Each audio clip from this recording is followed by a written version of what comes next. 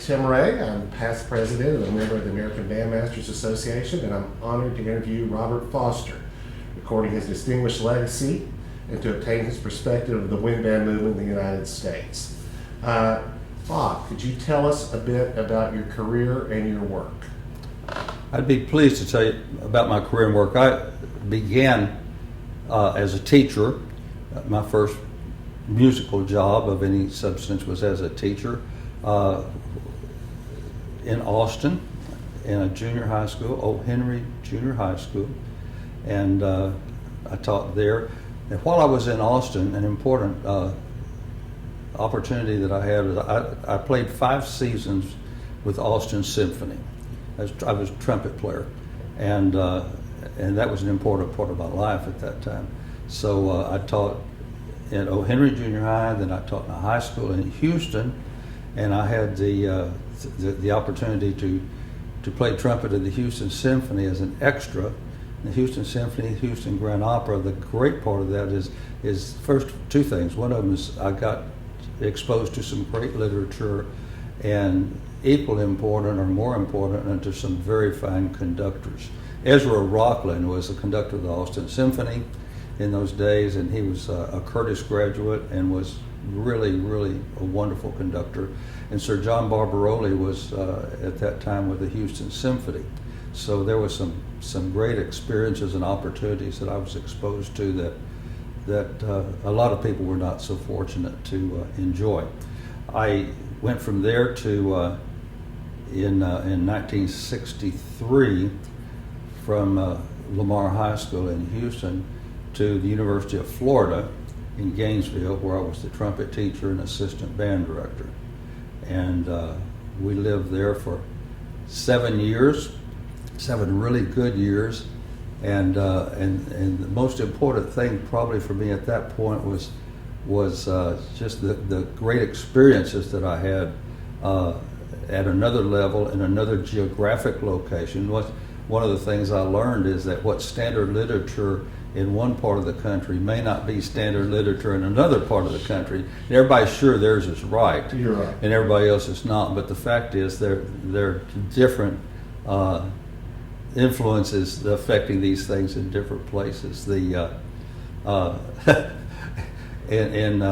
Florida, I learned that Henry Fillmore was a really important force. And we all knew some Fillmore marches, but I didn't know near as many as they do in Florida.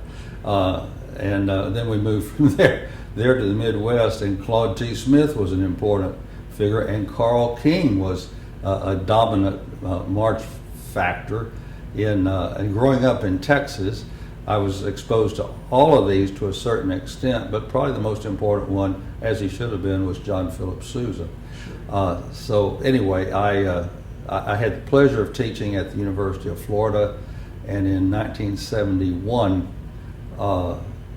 was privileged to go to the University of Kansas as director of bands. And I decided I couldn't keep doing everything at the level that I wanted to do it. So something had to go, and I elected to go the conducting route for a variety of reasons, and I'm really glad I did. I think I did something right somewhere in there, which is great. So anyway, then I've remained in Lawrence ever since then, so I've been there since 1971. Why don't you talk a little bit, Bob, about your responsibilities as director of bands at the University of Kansas, what you did. University of Kansas? At the University of Kansas, because that's kind of where most well, of your the responsibilities when I got there were considerably less than they became later. So when I went to the University of Kansas, like I said, in 1971, the entire band program was comprised of a marching band, which had never quite reached 120 in numbers, and a top band they called symphonic band, and a leftover band, which was called a concert band.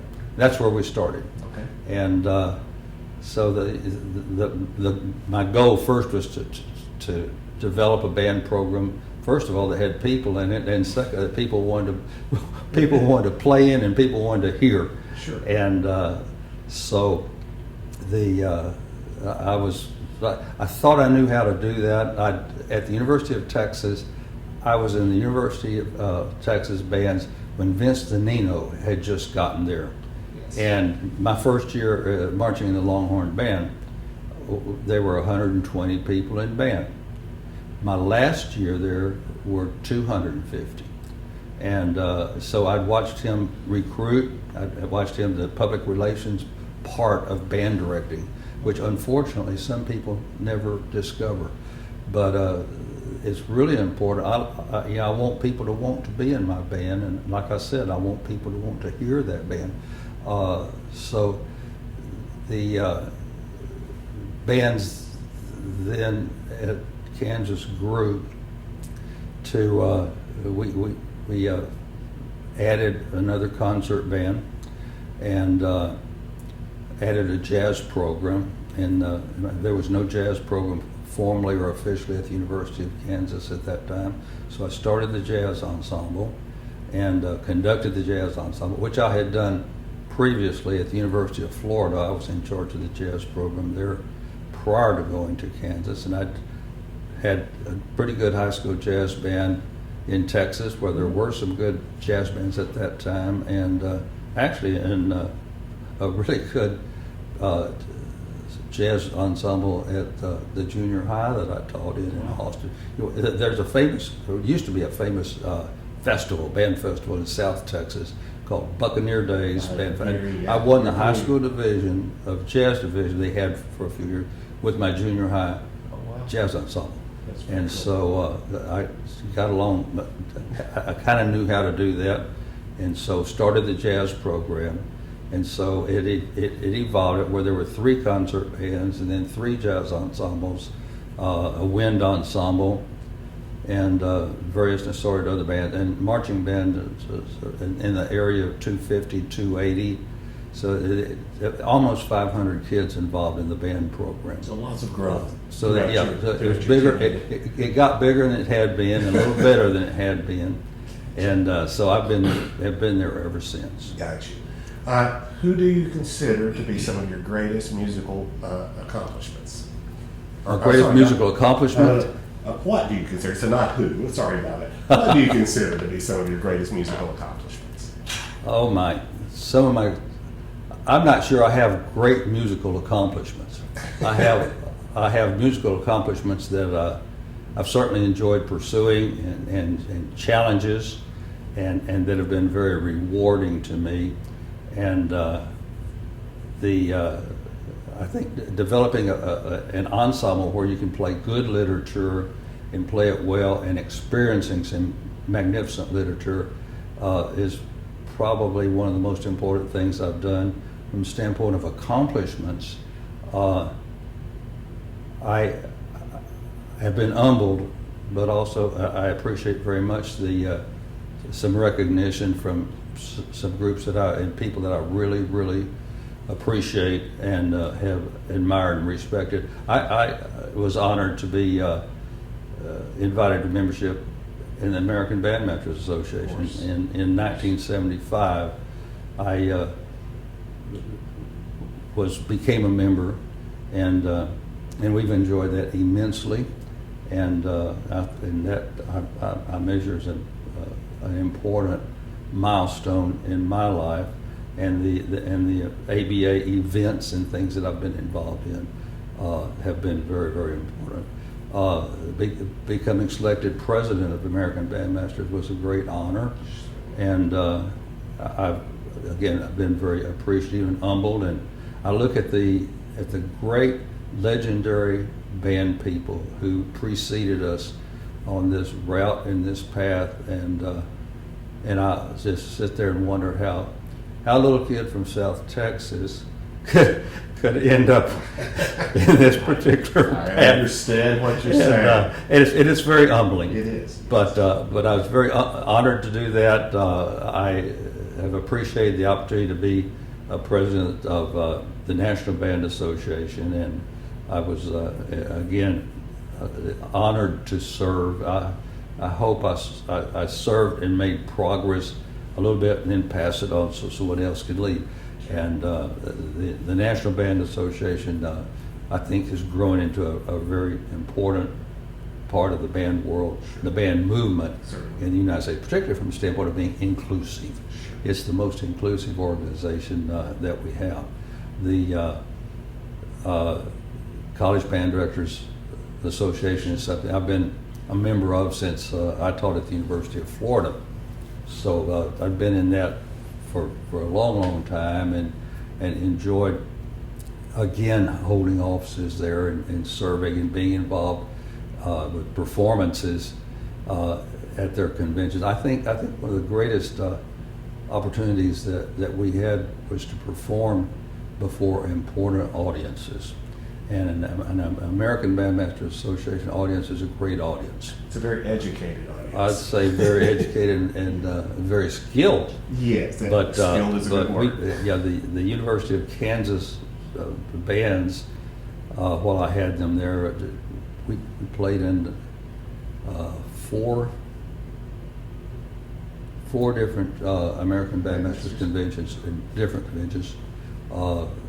We had the opportunity to perform at the national convention for MENC, it was called at that time, Music Educators National Conference. We played at 5 different national conferences for them. We played at, like I said, 4 ABAs, played at 4 or 5 CB, if you count the regional CBDNAs, which, and I consider those major very musical events. national exposure for the You band bet, and it's important. I thought it was important for several standpoints. One, I wanted my students to experience those people and those organizations, and I also wanted the people to. when I went to the University of Kansas, and nobody knew there was a band there, and including some people pretty close to. No, I'm being facetious, but the fact is, it's a great university in a great part of the world, good band country, and I thought it had, and a good music school, a really first-rate, fine music school, and I thought that had everything that you should need to have a good band program. And so that was one of the things that attracted me to be there in the first place. Was I thought it had the potential to become a fine band program. So that's what I spent 31 years as director of bands trying to help that happen. Sure.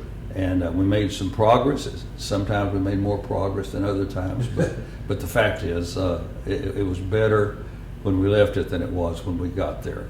And the thing that's neatest today is that under the leadership of Paul Popeil, who is the director of bands presently, it's only gotten better. And Paul's a great conductor and a great band director and a great colleague. And under his leadership, that program continues to grow. And I know that makes you very proud. That's gratifying. Of course. Anyway, that's a few things. All right. Let's talk about some other things. So this is kind of an open-ended question. That's all right. Okay. If you could do it all over again, wherever all of it is, what would you do less of, more of, or differently? I don't know the answer to that. I did what I thought was the best thing to do under the circumstances at the time. And like I said earlier, some of it worked better than others. But one of the things that I think was the most important things that I did was involve and surround myself with good people, and good people help everything work better. And there were a few judgmental decisions that I made regarding personnel that didn't work out as well as others. And if I could go back and do anything different, it would be in the personnel area, where it was probably my fault for selecting somebody to be in the wrong job. Gotcha. Something that they thought they wanted to be in this job, and I went along with it thinking it could work. And sometimes it didn't work. Sure. But most of them did work. That's a good thing. Yeah, indeed. That's and but that's the only thing I can think of that's very significant, that has had a significant impact on anything that I did. I don't have a good answer for that question. That's great. You've been in the profession a long time. Please talk about some of the significant changes that you have seen in our profession throughout your career. Well, I'm glad you asked that. Okay. The changes in this profession have been profound in several ways. One of the most obvious to me that I think are not obvious to a lot of people who didn't have the opportunity to start where I started when I started. But when I was in band in school, in public schools, I attended the public schools of Texas. I was in a good band program, in a good school system, and I was in an all-white high school. There were no minorities in the high school.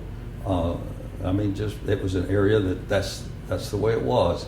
And when I attended the University of Texas, the Longhorn Band, which was the marching band, of course, was an all-white male marching band. There were no girls or women in marching band, and there were no minorities in marching band at all. And one of the music majors is a baritone player from East Texas named Charles Henry Washington. And Charles was a good baritone player and a great guy, and a good colleague as a student colleague. And he never was in the marching band. And one day I went to the director of bands there at that time and said, "Why can't Charles Henry be in marching band?" And his answer was, "Well, when there are minority students on the football field, then we'll be able to put minority students in the band." But there were think about this, there were no minorities in the Southwest Conference, which is where Texas was at that time, playing intercollegiate sports. Not football, not basketball. They were all being discriminated against. And while I was there, there was an Asiatic, it was called Asiatic or Asian flu epidemic that came through the United States and just wiped out students in college. It didn't kill them, but it made them awfully sick. And I remember there was a famous magazine called Life magazine, another one called Look magazine, lots of pictures. And I remember they had pictures and photo articles of cots lined up in gymnasiums on college campuses with kids that all had the flu. And the kids were sick, couldn't go to class, couldn't be in anything. We happened to be playing, it was in football season, and the University of Oklahoma game in Dallas was always telecast, and it was a very, very big deal, a national telecast in those days by ABC. And there weren't enough men to put a band on the field in a nationally televised football game coming up. And there had been girls that were in Longhorn Band but not allowed to march. Primarily woodwind players. Of course. because they wanted woodwind players for the concert bands, which were after football season in those days. And so they had the girls put all their hair up in their hats out, and they were wearing, at that time, the Longhorn Band was wearing Stetson hats. They were real Stetsons. The real thing. And a shirt and trousers, and that was it. That was it. And so the girls put their hair up in their hats, and they marched for the first time in Dallas. Nobody could tell the difference except the girls. And once they were in, they never left. A good thing. They were there forever, as they should have been. But anyway, so in my own experience, I've watched this situation, which was socially really not good. Not good for America, not good for colleges, not good for anybody, especially not good for the people involved. Then I had the opportunity to go from, I mentioned earlier, from teaching in Houston to the University of Florida. Well, University of Florida was an all white marching band, no minorities at all at that time, and this was 1964, and but there were girls in the band. That they crossed that bridge already, but earlier the Florida University system had a boys' school in Gainesville and a girls' school in Tallahassee. So there was an all-male band in Gainesville, but an all-girls band in Tallahassee, which was very, very good. But they had both added men and women. And while I was at Florida, it became really painfully obvious that we had to do something to break that pattern, because this just couldn't keep going. And there was the director of bands at the University of Florida at that time was Richard W. Bowles, who was my colleague. He's the one that hired me. I was his assistant. And the best baritone player in the state of Florida was a good euphonium baritone player from Jacksonville named Bernard Mackey. And he was a star. He was a star student. He was a star performer. And Dick decided rightfully that we should work on trying to get Bernard into the University of Florida and on a band scholarship, and he would obviously improve the band because he played better than anybody in the band, and plus it was something that needed to happen. And so we accomplished that, and Bernard became the first African American student in the University of Florida bands. And of course, once we got that working, it continued to work and go like that, like it should go. Then we moved to University of Kansas. University of Kansas had added minority students a few years earlier than that, primarily because of the efforts of a guy named Wilt Chamberlain. Oh, yeah. who they kind of wanted him on their basketball team, and they went way, way out of their way to make sure that it was an environment that he would want to be in and stay in. And so that had a huge impact on not only the university but the whole region, the whole area. And so to my great surprise, there were some great African American students in marching band and the other bands when I got there, but there were no girls in marching band at all.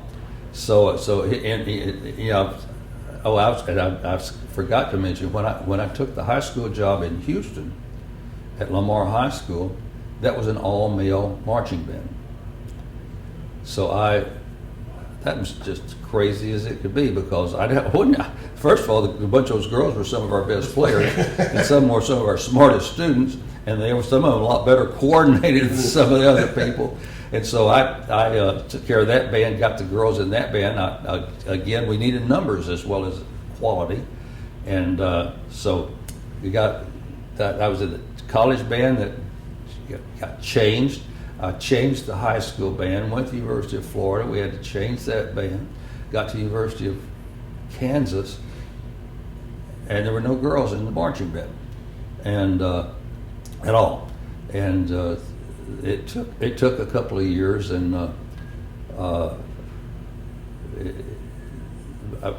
my daughter at the time was in the second grade, and I remember I came home from work one day, and she said, "What do you mean I can't be in your band?"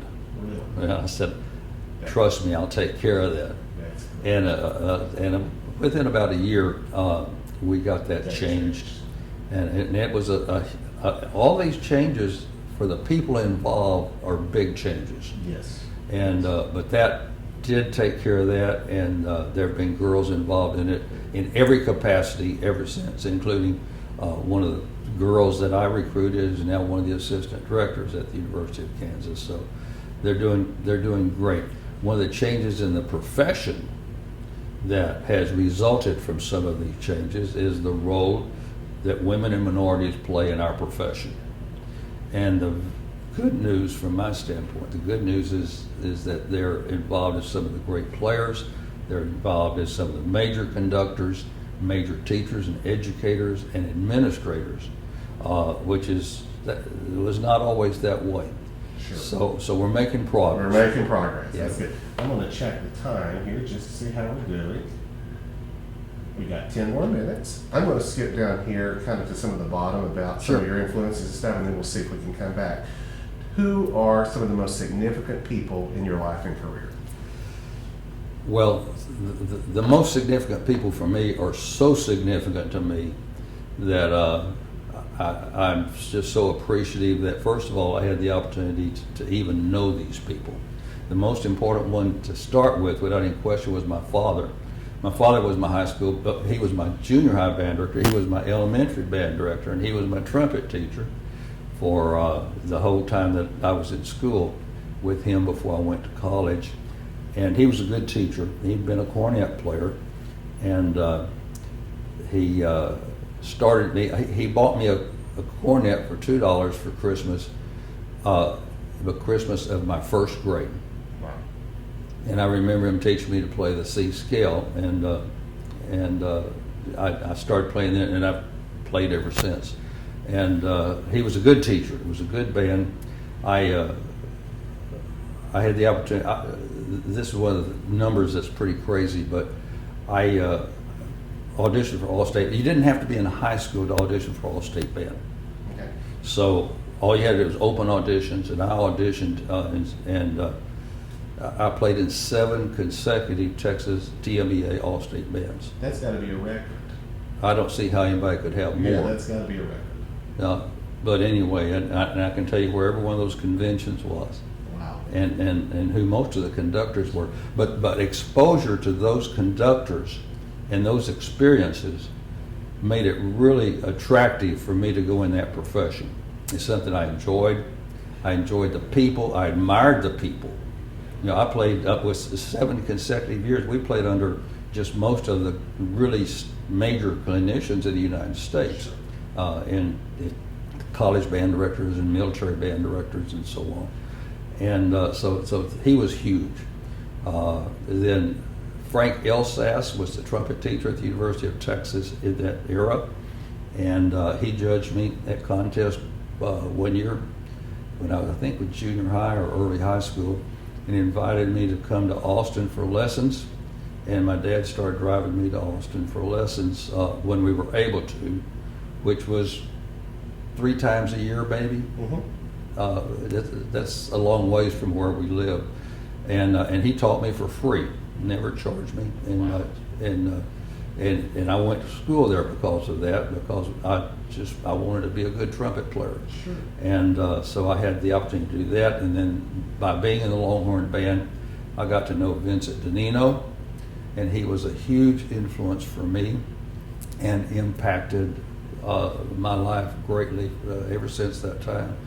Then at the University of Florida, before then, one summer I went to Boston and studied trumpet with Armando Guitarra.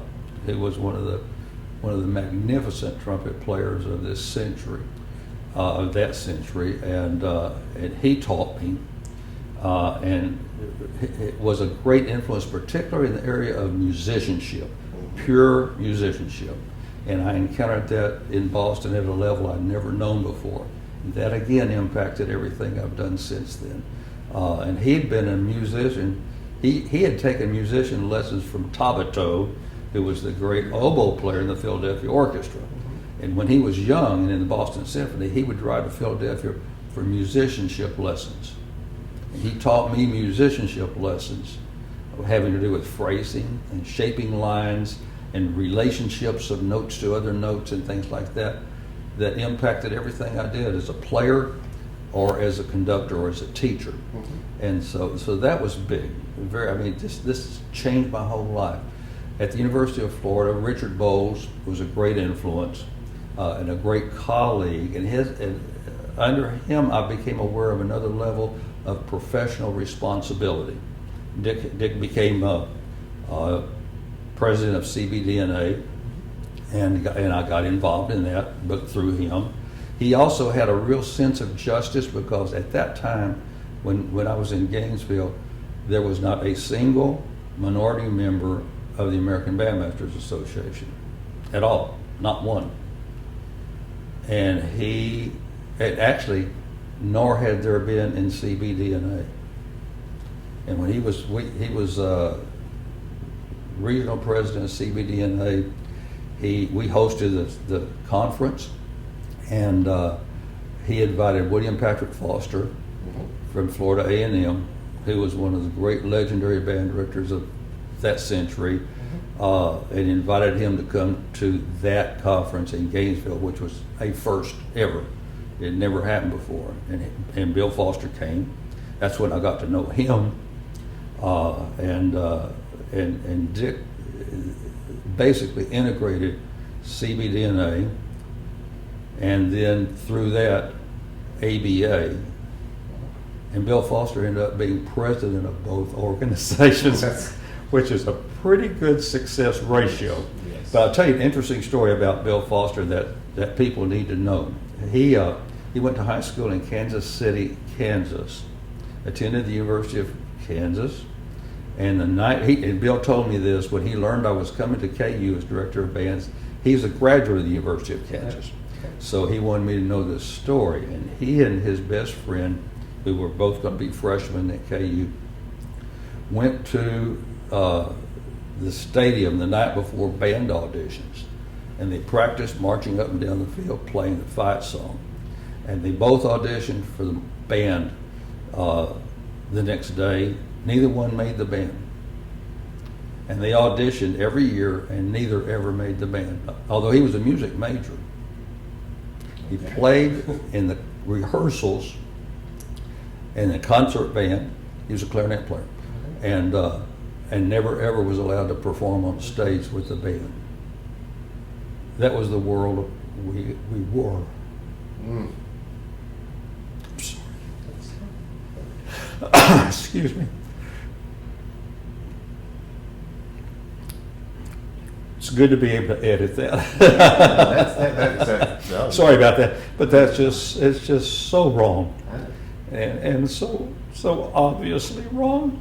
You found out I'm a crybaby too. That's all right. That's okay. But anyway, but Dick Bowles was an important influence to me in a lot of ways that had nothing to do with phrasing and intonation and stuff like that. Yes. But that was important. And the retired director of bands at the University of Florida was Colonel Harold B. Bachman. Mm-hmm. And Colonel Bachman had been a professional band leader and a military band leader. And through him, I became aware of a sense of history that he was just magnificent about. So those are a few people up to that point that has had a huge influence on everything that happened to me since then. At the University of Florida, I can't talk. At the University of Kansas, when I got there, the retired director of bands was Russell L. Wiley. His brother, D.O. Wiley, had been the director of bands at Texas Tech. And Russell spent most of his whole career in Lawrence, Kansas, and he started a music camp in Lawrence. It is today the second oldest music camp in America. It started the year after Interlochen started, and at that, when I got there, it was a very, very large camp. It had been an even larger camp, and it had been a 6-week camp. When I got there, it had become a 5-week camp. But students came from all over the United States and performed 5 weeks, a different conductor every week, and a different concert every week. So every Sunday we started a concert, or Monday morning we started a concert.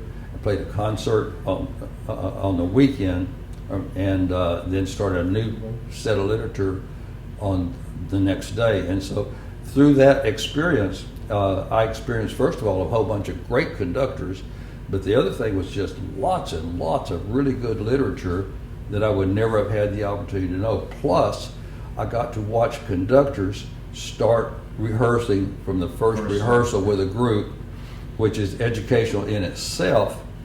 And I was associated with the music camp starting in 1971, and the last time I did it was last summer. So I've been doing that a long time. It's a long tenure, Bob. You bet. And so, but through that, the first first years that I was there, early years, that was still 4 or 5 weeks long, and so we had in those first couple of camps that I was there. Colonel Gabriel was there, William Ravelli was there, Mark Hinesley was there, a great orchestra conductor of the Long Beach Symphony, Alfredo Bolette, was there. Abraham Chavez, who was a wonderful conductor and musician from El Paso, was there. Sir Vivian Dunn, who was the only person in the history of the British Empire to be knighted for services to band music. But this happened every week. And so I had exposure to more literature and more teaching examples in 1 week than most people in a year will have. Sure. But it was every summer that one. So the experiences that I've enjoyed have just been meaningful and important, and they have shaped what I am. Sure. They help me be me, whatever me is. You got it. We've got about 2 minutes left. What would you like to talk about that I have not asked? Well, we started on changes that have taken place, and a couple of things. The change, the racial bigotry that we've experienced, and without even knowing it was going on, but professionally going on, is something that really needed to change. And it's so much better than it used to be, and imperfect as it is, we're making progress. We're making good progress. I think the leadership in the band movement today is first rate.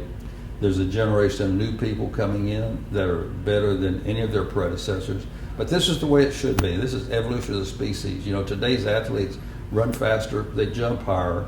The basketball players are unbelievably better than human beings could be. When I was trying to play basketball, it was a different game. It wasn't like this at all. But these changes needed to happen. They are happening, and we're evolving as a profession.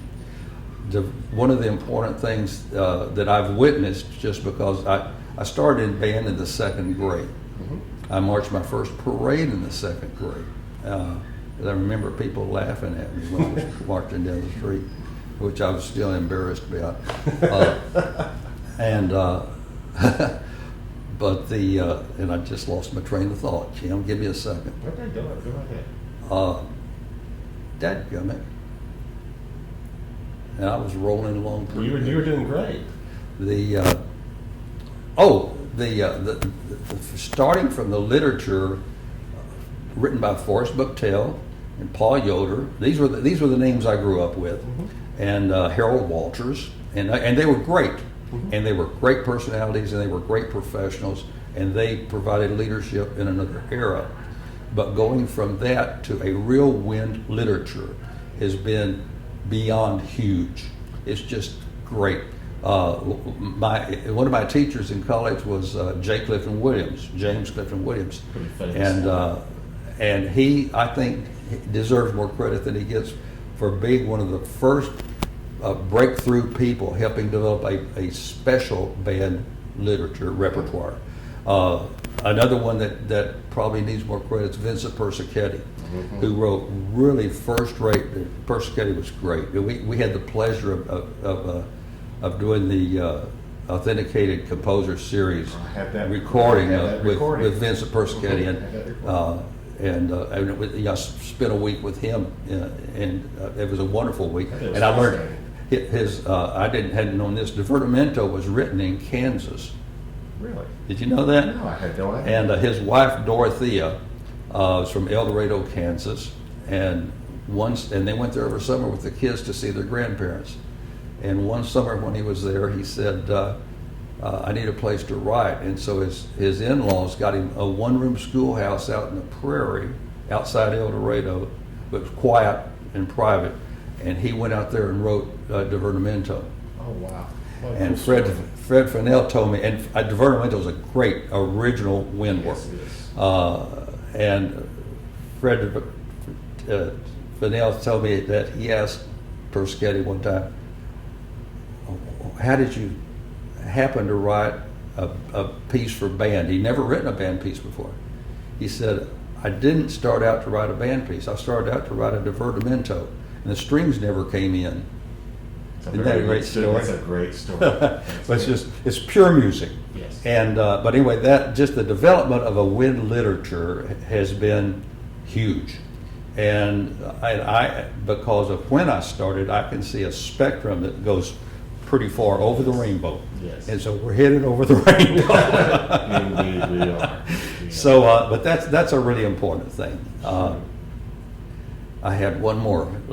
Yeah, Let me check this real quick. Go right ahead. Go right ahead. But because those were kind of important. Okay, yes. Well,